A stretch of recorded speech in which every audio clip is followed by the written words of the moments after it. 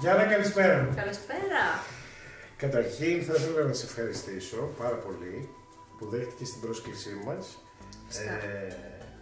να κάνουμε αυτή τη συζήτηση απόψε μαζί που αφορά τη συμμετοχή σου φέτος στον ελληνικό τελικό τραγουδιού της Eurovision για την Ελλάδα. Χαρά μου που είστε εδώ. Αφορά το site μας 12points.gr και Eurovision 12points.com. Πέροχα. Ξεκινάμε λοιπόν. Γιάννα, ας πάρουμε λοιπόν τα πράγματα από την αρχή. Γεννήθηκες και μεγάλωσες μέσα σε μια οικογένεια όπου η μουσική δεν ήταν απλά τρόπος ζωής, αλλά η ίδια η ζωή. Τι θυμάσαι από τα παιδικά και εφηβικά σου χρόνια και πώς μεγάλωσε η μικρή Γιάννα στη Θεσσαλονίκη? Στη Θεσσαλονίκη, πατρίδα, μεγάλωσα μέσα στη μουσική, σε ένα σπίτι γεμάτο μουσική και ερεθίσματα πολλά. Όμως, ενώ πολλοί περιμένουν να μιλήσω για ελληνικά ερεθίσματα, κυρίως άκουγα από πάρα πολύ μικρή ξένη μουσική και όχι τόσο ελληνική. Παρ' όλα αυτά, μεγαλώνοντας κατάλαβα ότι επειδή υπήρχε ελληνική μουσική μες στο σπίτι μου έτσι κι αλλιώς, την ξέρω υποσυνείδητα χωρίς να την επέλεγα εγώ συνειδητά. Κατάλαβα μεγαλώνοντας ότι έχω πάρα πολλά ακούσματα ελληνικά που μου βγαίνουν ειδικά τελευταία. Κατά τα άλλα μεγάλωσα όμως με ξένη μουσική. Η δική μου επιλογή ήταν καθαρά ξένη μουσική στο σπίτι μου όταν ήμουν μικρή. Σούπερ. Για σένα ήταν δεδομένο ότι θα ασχοληθείς με τη μουσική ή υπήρχε στο μυαλό σου κάτι άλλο να αφήναν από την οικογένεια? Γιατί αν υπήρχε εναλλακτική σκέψη, υπήρχε εναλλακτική λύση. Για πες μας. Δεδομένο ήταν ότι θα ασχολιόμουν με τη μουσική από μικρό παιδί, φάνηκε. Από 4 έκανα μόνο αυτό. Ασχολιόμουν μόνο με τη μουσική. Παρ' όλα αυτά, ενώ ήταν τραγούδι και χορός όταν ήμουν πιο μικρή, μετά εννοείται άρχισα να τραγουδάω. Κάτι που δεν ξέρει ο κόσμος για μένα είναι ότι σχεδόν 9-10 χρόνια διαμονή μου στην Αμερική, τα τελευταία 2 χρόνια προέκυψε μέσα από τη μουσική να ασχοληθώ με το A&R. Είναι ένα επάγγελμα που ψάχνεις και βρίσκεις τραγούδια για ήδη υπάρχοντες καλλιτέχνες ή και καινούριους καλλιτέχνες για μια μεγάλη δισκογραφική, την Interscope Records, στη Universal Music. Έχουν την Gwen Stefani, τη Lady Gaga και δούλευα με τον αντιπρόεδρο A&R κάτω από αυτόν. Και έχω βρεθεί στα studios με πάρα πολύ μεγάλους καλλιτέχνες, με τον Chris Brown, με τον Meghan Trainor, με τον Red One, τον παραγωγό της Gaga. Ήμασταν ένα μήνα στο studio και κάναμε άλμπουμ για τους καλλιτέχνες μας. Είναι κάτι που δεν ξέρει ο κόσμος για μένα, αλλά αυτό είναι το άλλο επάγγελμα που μου έτυχε, μου προέκυψε να κάνω στη ζωή μου, που έχει και πάλι σχέση με τη μουσική. Που σου άρεσε? Μου άρεσε πάρα πολύ. Μου άρεσε πάρα πολύ, αλλά επειδή δεν πήγα με αυτό το όνειρο στην Αμερική, δεν ήθελα να παραμείνω σε αυτή τη δουλειά. Ο λόγος που γύρισες από την Αμερική? Ο λόγος που γύρισα είναι γιατί, όπως είπα, τα 2 τελευταία χρόνια μου προέκυψε αυτό και άλλαξε η πορεία μου. Εκεί πήγα για να τραγουδήσω και να γράψω. Και επίσης ήταν και η μοναξιά. Ήθελα να γυρίσω και να αισθανθώ ξανά το σπίτι μου, γιατί μου είχε λείψει πάρα πολύ. Μια δεκαετία έξω μόνη μου ήταν αρκετά δύσκολο. Και σε ένα επάγγελμα, ειδικά αυτό το τελευταίο που προέκυψε, πολύ σκληρό. Είναι αντροκρατούμενο και είναι σκληρό για μια γυναίκα, ίσως για μια Ελληνίδα γυναίκα, ίσως για μένα. Όμως μέσα σε αυτή την πορεία της επιστροφής σου προκύψαμε κι εμείς. Καλά, αυτό είναι το πιο καταπληκτικό. Αυτό είναι καταπληκτικό. Ελληνική συμμετοχή, ελληνικός τελικός. Είμαι πολύ, είδες πως προκύπτουν από... Έπρεπε να κάνω ολόκληρο κύκλο ζωής για να ξαναέρθω Ελλάδα και να γίνει αυτό το καταπληκτικό. Και στο ζω χρόνια και με φίλους συνθέτες, στιχουργούς που κάναμε παρέα και εκεί που καθόμαστε έλεγα, ας πούμε, κάποτε πρέπει να γράψει ένα τραγούδι για το διαγωνισμό. Τσακ. Πέρα. Και έγραψε το τραγούδι του Σάκη το 2004. Με τον Νίκο του Τερζή επίσης. Δηλαδή, ο Νίκος έχει μια πορεία στο διαγωνισμό που πολλοί λένε, μα έχουμε συγγένεια. Δεν έχουμε. Δεν έχουμε. Το μάθατε? Έχουμε μουσική συγγένεια. Δεν έχουμε μουσική συγγένεια. Ο Νίκος ο Τερζής ήταν, κατά τη γνώμη τη δική μου, αυτός που άνοιξε τις πόρτες για τον διαγωνισμό στην Ελλάδα. Κακά τα ψέματα, έτσι. Ο Νίκος πρώτη φορά είχε συμμετάσχει το 1993 παίζοντας πλήκτρα με την Κέτη Γαρβή. Καταπληκτικό. Το 1995 στη χρονιά που σου αρέσει ήταν με τον Πια Προσευχή συνθέτης και στιχουργός ο Αντώνης Παπάς. Τεράστια Και εμπειρία. μετά έγραψε το υπέροχο Die For You, Εντάξει. το οποίο έγινε το μεγάλο πάμε της Ελλάδος. Και το 4 συμμετείχε ξανά με το site που ήρθε τρίτος και σε πόσους άλλους ελληνικούς τελικούς. Ας ελπίσουμε ότι θα ξεκινήσει μια ανάλογη πορεία. Ποτέ δεν ξέρεις. Ποτέ δεν ξέρεις. Εγώ είμαι και υπέρ, βέβαια, το έχω ξανασυζητήσει και με φίλους που παρακολουθούν την Eurovision, με τους καλλιτέχνες οι οποίοι πήγαν και διαγωνιστήκαν μια φορά και αν δεν ξαναπάω τον χρόνο, γιατί να μην ξαναπάς. Ναι. Βλέπεις ότι σε όλα τα ευρωπαϊκά κράτη που στέλνουν τραγούδια, ας έχει πάρει μια καλή θέση, ξαναπάει. Και να μην πήγε, ξαναπροσπαθεί να πάρει. Δεν το θεωρεί υποτιμητικό να πάρει. Γιατί πραγματικά θέλει να πάει την χώρα. Στην Ελλάδα έχουμε περίεργους περιορισμούς, Ναι. λίγο καλλιτέχνες. Έτσι έχουμε ένα σύστημα λίγο πιο ιδιαίτερο από τις άλλες χώρες, που δεν θα έπρεπε. Όχι. Θα έπρεπε να είμαστε πιο ελεύθεροι, όπως λες, να συμμετέχουμε στο Eurovision. Μα είναι μια γιορτή τραγουδιού. Και είναι πάρα πολύ ωραίο και πραγματικά σου έχουμε. Θα περάσουμε καλά. Τέλεια θα περάσουμε. Και στο τελικό εννοώ. Μετά τι θα κάνουμε. Μετά θα φάμε μπέργκερ. Θα φάμε junk. Μετά το τελικό, τηγανιτές πατάτες. Δεν πρόκειται να την ρωτήσω ποτέ. Εντάξει, ωραία, μια χαρά είμαστε. Κάνοντας αυτήν εδώ φίλη και παρέα, Όχι, καταστράφηκα. όχι, μια μέρα, την άλλη δίαιτα. Βέβαια, αν ακολουθήσω το πρόγραμμά της, ξέρετε τι κορμί θα κάνω, έτσι. Δεν το συζητάμε. Μόνο που δεν μπορώ να κάνω τις κινήσεις που κάνει γιατί είναι αέρινη. Θα τη Κατάω. δείτε στη σκηνή πάνω. Θα δείτε τι ωραία που είναι. Έκπληξη. Εγώ έχω άποψη. Ξέρω. Είχες και εξακολουθείς να έχεις την ευλογία να μεγαλώνεις με έναν πατέρα, όπου η φωνή και το ήθος και τα τραγούδια του έχουν μεγαλώσει πολλές γενιές. Πολυάριθμα τραγούδια του έχουν στιγματίσει καταστάσεις και συναισθήματα και θα ήθελα να μου πεις, εσύ ξεχωρίζεις κάποια ιδιαίτερα από τα τραγούδια του Πασχάλη Καζή? Ένα τραγούδι, ίσως όχι τόσο γνωστό, ειδικά στις νεότερες γενιές, είναι το πιο παράξενο τραγούδι, έτσι λέγεται. Με μια πολύ γλυκιά μελωδία και είναι αγαπημένο και των δύο. Συγκινούμε πολύ ότι από αυτό το τραγούδι. Μου θυμίζει τα πάντα από τότε που ήμουν μικρή και τραγουδούσαμε με τον μπαμπά μου. Από τα πιο καινούργια τραγούδια, το αγαπημένο μου είναι το Έχω μια αγάπη. Εκτός του μπαμπά, τι άλλοι καλλιτέχνες νιώθεις ότι σε μεγάλωσαν και ποια τραγούδια τους έχουν γίνει αυτό που λέμε soundtrack στη ζωή σου? Soundtrack στη ζωή μου έχει σίγουρα γίνει και όλα του τα τραγούδια, ανεξαιρέτως. Δεν πιστεύω ότι υπάρχει τραγούδι του που να μην ξέρω την κάθε ανάσα του. Είναι ο Michael Jackson. Έχω δύο τατουάζ πάνω μου, το ένα είναι της μανούλας μου, το άλλο είναι του Michael Jackson. Ναι, αυτό είναι της μανούλας μου και ένα εδώ πίσω του Michael. Μεγάλωσα για πάρα πολλά χρόνια, αποκλειστικά ακούγοντας Michael Jackson, και αν με ρωτάς για το soundtrack της ζωής μου, είναι σίγουρα πρώτος αυτός και δεύτερη έρχεται η Mariah Carey. Είναι οι δύο τραγουδιστές που μελετούσα κατάπαυστα και άκουγα συνέχεια και για πάντα. Εξαιρετικές φωνές, εξαιρετικοί Αλλά είναι καλλιτέχνες. ένα από τους μεγαλύτερους στη γη. Αναμφισβήτητα. Τραγούδι. Το τραγούδι είναι ένα πάντρεμα της μουσικής και των στίχων μαζί. Με ποια κριτήρια επιλέγεις τα τραγούδια που θα ερμηνεύσεις σε μια εμφάνισή σου? Και θα ήθελα να μου πεις, υπάρχουν δηλαδή τραγούδια που σε εκφράζει μόνο ο στίχος και όχι τόσο η μουσική, ή και το αντίστροφο? Ψάχνεις πάντα τραγούδια που νιώθεις ότι η μουσική και ο στίχος είναι συνυφασμένα? Οι τραγουδιστές κάνουμε το λάθος να θέλουμε και δισκογραφικά και στη σκηνή να τραγουδήσουμε αυτά που αγαπάμε πιο πολύ και όχι αυτά που μας πηγαίνουν. Ξέρεις, καμιά φορά αγαπάς πιο πολύ το λάθος, όχι το λάθος είδος που δεν κάνει για σένα.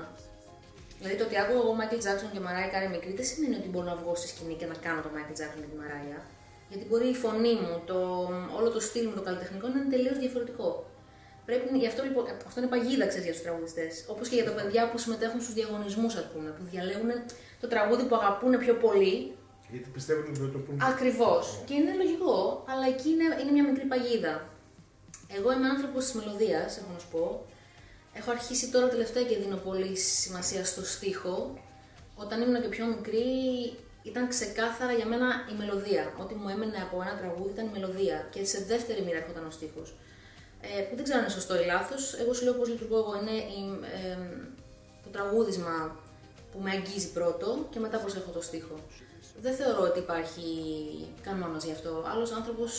Κάποιος άλλος μπορεί να συγκινείται εύκολα κατευθείαν με στίχο και να μην τον ενδιαφέρει το πώς είναι στημένο ένα τραγούδι μελωδικά. Εγώ είμαι της μελωδίας 100%. Και τα τραγούδια τα επιλέγω σύμφωνα με αυτό που μπορώ να υποστηρίξω. Γιατί, όπως είπα πριν, πρέπει στη σκηνή να μπορείς να είσαι ο εαυτός σου 100%. Άρα να κάνεις αυτό που κάνεις καλύτερα. Σωστό. Μα γι' αυτό σου έκανα και αυτή την ερώτηση, διότι θα ήθελα σε αυτό το σημείο να πάμε στο κομμάτι Eurovision και να πούμε ότι είναι ένας σαφώς διαγωνισμός τραγουδιού. Φυσικά δεν κρίνεται μόνο η μουσική, αλλά και ο στίχος. Σωστά. Γιατί πολλοί είναι ο κόσμος που διαβάζει τους στίχους, πολλοί είναι ο κόσμος που θέλει να ξέρει ο στίχος τι λέει.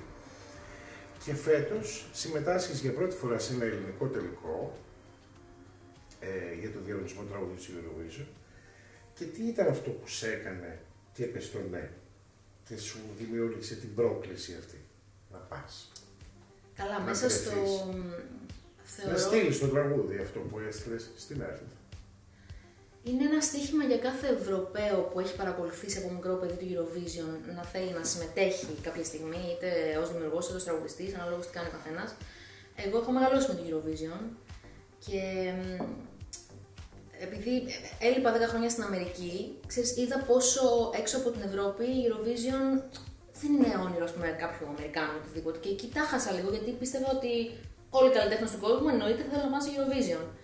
Αυτό δεν με έκανε βέβαια να μειωθεί ο ενθουσιασμός μου για τον διαγωνισμό. Ίσα-ίσα ερχόμενη από την Αμερική ένα χρόνο πριν, θέλω να σου πω ότι και από την Αμερική πάντα έγραφα ένα ή δύο ξένα κομμάτια για να τα προτείνω σε καλλιτέχνες εδώ να συμμετέχουν με το δικό μου κομμάτι στην Eurovision, σε Έλληνες.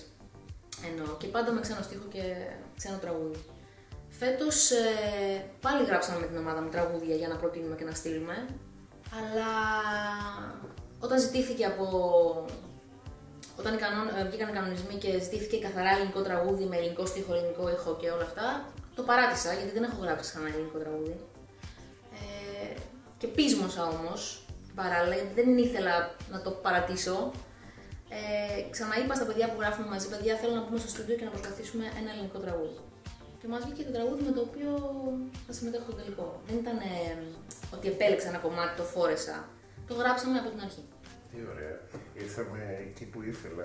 Θα ήθελες να μας πεις ποια είναι η δημιουργία του τραγουδιού. Ναι. Και τι κάνει για σένα τον κάθε άνθρωπο ξεχωριστό, σαν άνθρωπο, σαν υπόσταση και σαν καλλιτέχνη. Καταρχήν, με τους ανθρώπους που δουλεύω θέλω να αισθάνομαι ότι μπορώ να είμαι ο εαυτός μου. Η χημεία έρχεται δεύτερη, δηλαδή ή λειτουργεί ή δεν λειτουργεί όμως. Με τους συγκεκριμένους συνεργάτες λειτουργεί. Και φάνηκε από τις πρώτες φορές που έτσι βρεθήκαμε σαν ομάδα μαζί. Με τον Άρτο Καλημέρη που έχω γράψει και το στίχο, ήταν πολύ... Είναι αυτό που σου λέω, από τον πρώτο δευτερόλεπτο φάνηκε ότι θα τα πάμε μια χαρά στο στούντιο και εκτός δουλειάς και στο στούντιο. Και τα καλά τραγούδια γράφονται παρεΐστικα και με όρεξη και με αποσεβασμό ένας τον άλλον. Και με ελευθερία στην έκφραση, να ακούς τι λέει ο συνεργάτης σου και να το δέχεσαι, αν είναι καλύτερο. Δεν χωράνε εγωισμοί όταν γράφεις ένα τραγούδι και αυτό λειτουργεί απόλυτα σε αυτήν την ομάδα.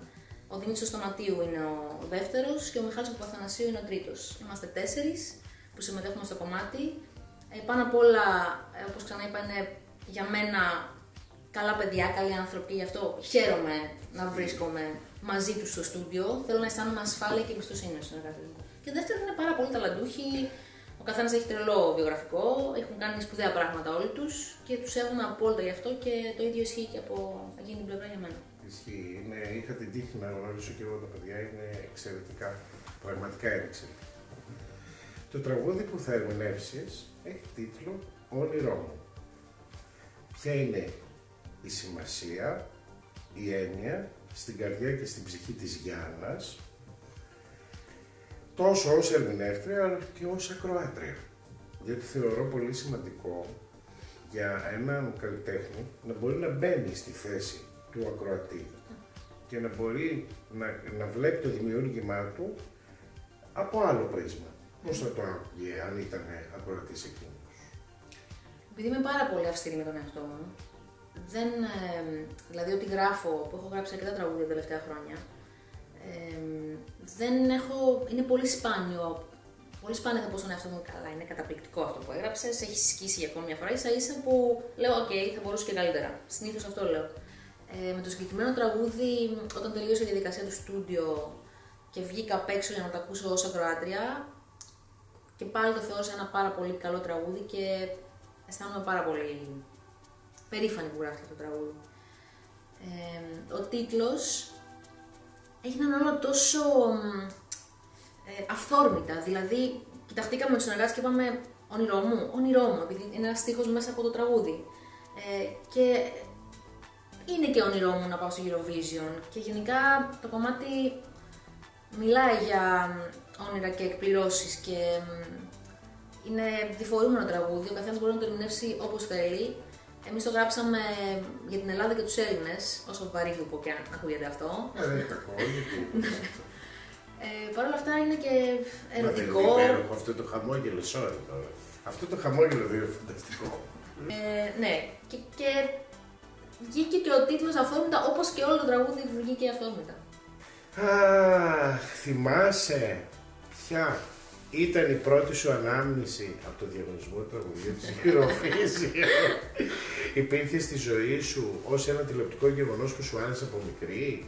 Φανταζόσουν τον εαυτό σου στην Eurovision να γίνεις μέλος αυτής της μεγάλης οικογένειας της ηλικιού και να ταξιδέψεις για μια χώρα όπως είναι η Ελλάδα και να αισθανθείς περήφανη που πας και να πεις πάω για τη χώρα μου? Σε αυτό το διαγωνισμό που το βλέπουν τόσα εκατομμύρια τηλεθεατές. Δεν το είχα σκεφτεί ακριβώς έτσι όταν ξεκίνησα να παρακολουθώ το διαγωνισμό. Απλά θαύμαζα όλους αυτούς τους μεγάλους καλλιτέχνες που συμμετείχαν. Ήταν για μένα υπερθέαμα, όπως και είναι μέχρι σήμερα, και ενθουσιαζόμουν, αισθανόμουν την αγωνία των καλλιτεχνών. Το ζούσα 100%. Και το τραγούδι, αυτό που θυμάμαι χαρακτηριστικά που με έβαλε, ήταν και ο καλλιτέχνης βέβαια, θεωρώ, που με συνεπήρε, ήταν ο Τζόνι Λόγκαν. Θα σε ρωτήσω τώρα σε λίγο. Ναι, είχα ερωτευτεί, τώρα που το θυμάμαι βασικά, ότι έμοιαζε λίγο με τον Πάτρικ Σουέιζι, ο Τζόνι Λόγκαν. Ήταν και η εποχή, ξέρεις. Εγώ είχα λατρεία σε ό,τι ηθοποιό. Ναι. Και μου είχε κολλήσει αυτό το image ότι και καταπληκτικός τραγουδιστής, μου έχει μείνει αυτό το τραγούδι αθάνατο μέσα. Ο Τζόνι Λόγκαν είναι από τους καλλιτέχνες που έχουν συμμετάσχει στο διαγωνισμό 4 φορές και έχουν κερδίσει τις 3. Καταπληκτικό. Τις 2 ως ρεκόρ πρέπει να είναι αυτό. Ναι, είναι, όντως. Έφτασε σε σημείο η χώρα του ότι δεν ξαναγράψει τραγούδι. Ναι. Μας κατέστρεψε. Οικονομικά. Και η Ιρλανδία, η χώρα του, είναι η πρωταθλήτρια στις νίκες, έχει 7. Εντάξει, και ακολουθεί η Σουηδία, ευελπιστεί μέχρι το 21 να πάρει άλλο ένα βραβείο. Μπορεί κιόλας. Θέλει να φτάσει και αυτή τα 7. Ο διαγωνισμός τραγουδιού της Eurovision φέτος μετράει 63 ολόκληρα χρόνια. Με κληρονομιά χιλιάδες τραγούδια, υπέροχους καλλιτέχνες, θα ήθελα να μου πεις κάποια από τα τραγούδια που έχεις ξεχωρίσει σε αυτή την πορεία του διαγωνισμού. Θα ακουστεί κλισέ, αλλά από τα αγαπημένα μου είναι το Nocturne. Είναι ιστορικό τραγούδι, θεωρώ. Εντάξει, και σε όλους πιστεύω. Και εμένα. Σε ανθρώπους που έχουν παρακολουθήσει Eurovision. Δεν τρέπομαι να το πω. Αγαπημένο. Μου άρεσε πάρα πολύ πέρυσι το Βέλγιο με την Blanche. Γιατί αγαπώ τις χρειές τις δυνατές. Δεν ανάγκη να χτυπάει ο τραγουδιστής επάνω τεράστιες νότες για να φανεί η ποιότητά του, και αυτή το κατάφερε αυτό, καταπληκτικό τραγούδι. Καλή, πολύ καλή. Επίσης, ένας πιτσιρικάς, ο Κριστόφ. Βουλγαρία. Κριστιαν Κωστόφ. Κριστιαν Κωστόφ. Βουλγαρία, Κριστιαν Κωστόφ. Να το ξέρετε. Βουλγαρία, Κριστιαν Κωστόφ. Θες, δεν θες. Αυτός ο πιτσιρικάς λοιπόν μου άρεσε πάρα πολύ. Και καλό τραγούδι. Και δεν πίστευα όταν είδα ότι από αυτό το μικρό παιδάκι το σώμα έτσι το. Μα ήταν εξαιρετικό. Ότι βγήκε αυτή η φωνή. Και Ελλάδα κάτι. Χάρισε μας κάτι από Ελλάδα. Κάτι της. Θεωρώ πάρα πολύ καλή συμμετοχή αυτή των παιδιών των Freaky Fortune. Το 2014. Μου άρεσε και το κομμάτι και η εμφάνισή τους μέσα στην ενέργεια. Είχα ακούσει ότι έγινε χαμός μέσα στο... Το έζησα. Ήμουν εκεί. Ορίστε. Ήταν εξαιρετική. Απλά, ξέρεις, η Ελλάδα γενικώς τα τελευταία χρόνια και λόγω πολιτικών καταστάσεων ήταν και λίγο το μαύρο πρόβατο. Ναι. Στο διαγωνισμό. Εντάξει, ασχέτως με αυτό, τα παιδιά θεωρώ ότι έκαναν μια πάρα πολύ καλή εμφάνιση. Εξαιρετική. Και το κομμάτι με μου άρεσε πάρα πολύ. Super energy Ναι. και στα πάρτις ήταν φοβερή και στις πρόβες ήταν πολύ καλή. Ωραία εμφάνιση, αδικημένη η Ελλάδα τότε. Λίγο ναι. Και πιστεύω ότι τη βάλανε και λίγο επίτηδες μεταξύ Σουηδίας και Αυστρίας για να την κάψουν. Ναι, ναι, μπορεί. Γιατί είδαν ότι είχε γκέλ το τραγούδι στον ημιτελικό. Μάλιστα. Οπότε σου λέει, ας τη στείλουμε για να μην έχουμε εμπόδια. Εγώ θέλω καταρχήν να σε ευχαριστήσω και θέλω να πεις στο τέλος Και εγώ ευχαριστώ. να στείλεις το δικό σου μήνυμα σε όλους αυτούς τους αγαπημένους τηλεθεατές που μας δουν, τους web τηλεθεατές, για να ψηφίσουν το όνειρό μου στον ελληνικό τελικό. Ένα μήνυμα στείλτε τους. Εγώ θέλω καταρχήν για την Ελλάδα να πάει το καλύτερο τραγούδι. Γιατί είναι διαγωνισμός που εκπροσωπούμε την Ελλάδα. Οπότε δεν θα έπρεπε να είναι εγωιστικό. Δεν είναι τελείως καλλιτεχνικό, είναι κάτι πιο μεγάλο από αυτό. Θα έλεγα ας πάει το καλύτερο τραγούδι και ο κόσμος να ψηφίσει αυτό που θα μας εκπροσωπήσει καλύτερα στο Eurovision. Δεν ξέρω αν θα είναι το δικό μου, μακάρι να είναι το δικό μου. Αυτή είναι η υπόψη μου. 22 Φεβρουαρίου. 22 Φεβρουαρίου, μέχρι στιγμής. Αυτή την ημερομηνία έχουμε. Ελπίζω να κάνουμε να είναι ένα ωραίο show καταρχήν για να δει ο κόσμος. Να έχουμε καλές εμφανίσεις και οι τρεις μας και να ευχαριστηθούμε τη βραδιά, να περάσουμε καλά εμείς πάνω στη σκηνή για να διαλέξει και ο κόσμος αυτό που αγαπάει πιο πολύ. Πιστεύω η ΕΡΤ έχει και την εμπειρία και το δυναμικό. Το γεγονός ότι γίνεται τόσο αξιοκρατικά καταρχήν το όλο θέμα με κάνει να χαλαρώνω και να εμπιστεύομαι τη διαδικασία και τον κόσμο. Ειδικά το ότι δίνει στον κόσμο τη δυνατότητα να ψηφίσει. Σαφώς. Είναι άκρως δημοκρατικό Το καλύτερο. Το καλύτερο. Μα βλέποντας εχθές το Σάρεμο, την πρώτη μέρα του Σάρεμο, ήταν full televoting. Έτσι πρέπει να είναι γενικά. Έτσι πρέπει να είναι. Να ψηφίσει ο λαός για κάτι που αφορά την Ελλάδα. Καλή επιτυχία στον ελληνικό τελικό. Καλή επιτυχία στη Γιάννα Τερζή. Καλή επιτυχία στο όνειρό μου. Ευχαριστώ πολύ. Ένα τεράστιο ευχαριστώ στην ομάδα του 12 Points και σε όλους τους αναγνώστες. Πάρα πολλά φιλιά και αγάπη.